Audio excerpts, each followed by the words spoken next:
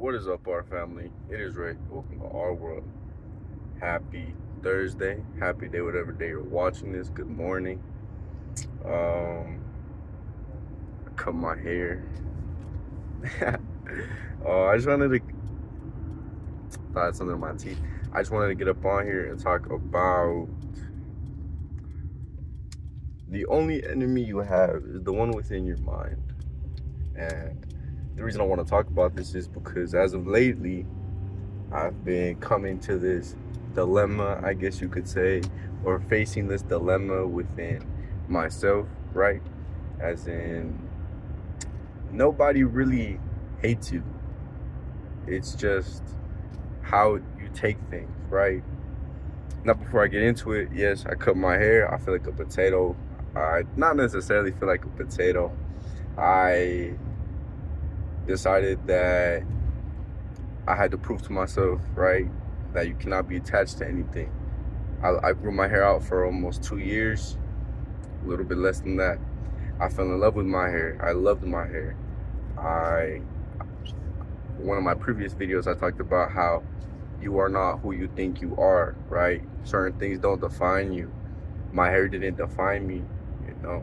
When people saw my hair, of course, but oh, look, it's Ray, because my hair is so distinguishable. And I really enjoyed that about myself. I really enjoyed that I had that type of aura presence. And I was facing a dilemma with my hair where it was like, damn, I really love my hair, but I just don't want to cut it. And then one part of me was like, well, if you're not attached to it, cut it. And then the other side of me is like, well, I'm not attached to it, but I don't need to cut it.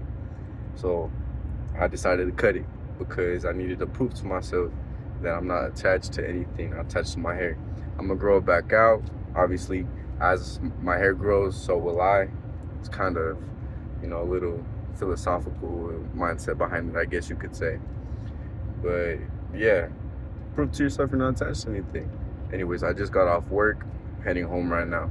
Haven't made a video in a while due to life, and I gotta keep on top of certain things, and unfortunately, my channel hasn't been one of them. But back to what the main topic of today's video is. The only enemy you have is the one within yourself, is the one within your mind, right? A lot of people may not like you. A lot of people may show that they don't like you and that you do something to them, that due to showing your light, right? For example, if you were in a dark room and then the lights suddenly turned on, you're like, oh, turn off the light, it's too bright. The same can be said within life. When you're doing things that you need to do and living your life according to, the law, statutes, and commandments of the Most High, which I'm not gonna lie, I've been falling short in certain aspects. I'm not proud of myself for it. However, I will get back up and I will handle business as need be, right? But think about that. You're a light within a dark room, so of course certain people are gonna try to turn off that light because it's too bright for their own eyes. A lot of people will go to drastic measures in order to shut you down. And I have experienced a lot of it, right? At the gym, with relationships, with friendships, with people I just tried to connect with. When somebody sees that you're doing something and you, for example, have a clothing brand, right? I try to connect to some people with clothing brands, yet they try to shut me down and make it seem as if their brand is better than mine. And that's never the case. I just want to see where your head's at and how we can build off each other. But certain people don't think like that. They try to gatekeep themselves, right? And you gatekeep things that will deem good to them. So, the mind, right? You are your own worst enemy and you are your own best friend. It's the mindset behind certain things. So, your mind is your greatest enemy, right? I saw this quote by Marcus Aurelius where it's like, you can choose to have no opinion. Even if something bothers you, right? Even if something pisses you off, something makes you sad, somebody does something stupid, you can still choose to have no opinion on it and just let it be. Let them be. Let it be whatever it is. And once that's the case, you kind of become a shield. Things just start deflecting off of you, which I think is pretty dope. And I've been trying to incorporate this within myself and within my daily lifestyle, right? So when your mind is your own worst enemy, when the only enemy you have is truly your mind itself, it's kind of interesting, because sometimes you might not have the most positive thoughts. You might not have, the greatest day, and your mind may seem to dwell on the negativity, on the negative things that happened to you in the past, in the present, maybe the future. So that's what I'm saying. The only enemy you have is the one within yourself. For example, if I don't like somebody, I'm not gonna go out of my way to ruin their day. But at the same time, I'm not gonna go out of my way to make their day. And maybe my philosophy is wrong, and maybe I should start trying to do that. Maybe I will. But coming to these, is it a premonition? I'm not too sure. I gotta look that word up. I haven't said that word in a while, so I might have lost the definition.